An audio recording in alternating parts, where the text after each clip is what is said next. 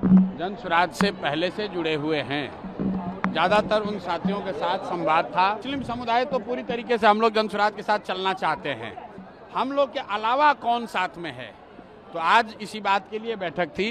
मुसलमानों को भी अलग से मांगने की जरूरत नहीं। अगर मांगने की जरूरत पड़ जाए तो फिर जन सुराज और दूसरे दल में फर्क क्या है। मैंने यहाँ मुसलमानों को क्या कहा कि आप अपनी हक की बात मत करो। गांधीवाद ये है कि जब मुसलमानों की सुरक्षा की चिंता हिंदू करे और हिंदुओं की भलाई की चिंता मुसलमान करे, ये गांधी सिखाते हैं। मुसलमानों को अगर अपनी सुरक्षा के लिए बात करनी पड़े तो फिर राजद और जन सुराज में फर्क क्या है। हम कोई मुस्लिम कम्युनिटी को आज पहली बार संबोधित नहीं कर रहे। आज हम लोग जो मुस्लिम साथी जन सुराज से पहले से जुड़े हुए हैं, ज़्यादातर उन साथियों के साथ संवाद था। और संवाद बस इस बात के लिए था कि हम लोग मुस्लिम समुदाय का जो एक सवाल था कि मुस्लिम समुदाय तो पूरी तरीके से हम लोग जन सुराज के साथ चलना चाहते हैं। हम लोग के अलावा कौन साथ में है, तो आज इसी बात के लिए बैठक थी कि जाकर हम मुस्लिम समुदाय को ये बताएं कि आप आइए और देखिए कि बिहार बदलाव की इस यात्रा में कैसे हर समुदाय के लोग, हर वर्ग के लोग बड़ी तादाद में जन सुराज के साथ जुड़ रहे हैं, जुड़ गए हैं, संकल्प ले लिया है। अब आप जो पहले से जुड़े हुए हैं, आप कहीं पीछे न रह जाए, इसके लिए आज उनसे संवाद किया गया और आपने जो लोगों का कहना था वो आपने सामने सुना। एम/2 समीकरण को आप लोग नुकसान करने के हम लोग एक ही समीकरण मानते हैं।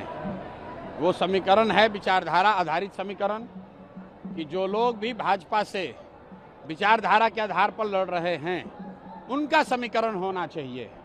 और इस देश में आधे से ज़्यादा हिंदू विचारधारा के आधार पर भाजपा के साथ नहीं हैं, भाजपा से इत्तेफाक नहीं रखते हैं। तो जन सुराज का फॉर्मूला एम/Y फॉर्मूला नहीं है। जन सुराज का फॉर्मूला ये है कि जो भी हिंदू, जो आधे से ज़्यादा हैं, जो विचारधारा के आधार पर गांधी, बाबा साहब अम्बेडकर, लोहिया, जयप्रकाश विचारधारा के मानने वाले हिंदू जो भाजपा से लड़ रहे हैं, वो मुसलमानों के साथ मिलकर सामाजिक राजनीतिक गठजोड़ बनाएं। और अगर ऐसा होगा तो हम लोग एम/Y की संख्या है 30, लेकिन जो समीकरण जन सुराज का है उसमें संख्या होगी 60, भाजपा हो जाएगा 40 और हम लोग इनको बुरी तरह हराएंगे।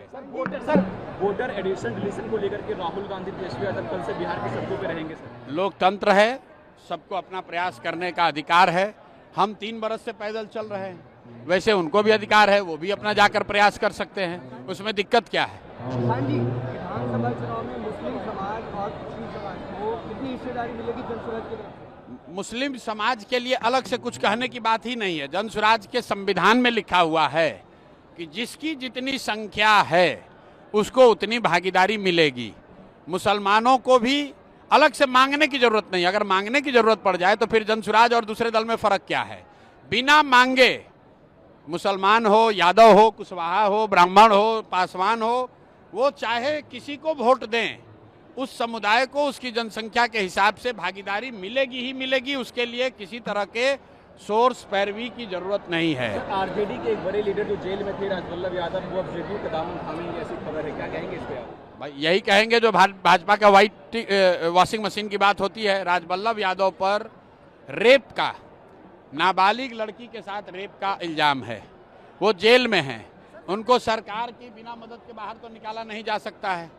लेकिन वहाँ नवादा में जो जदयू के नेता थे कौशल यादव, वो छोड़कर चले गए राजद में, और राजद वाला अब छोड़कर आ रहा है जदयू में।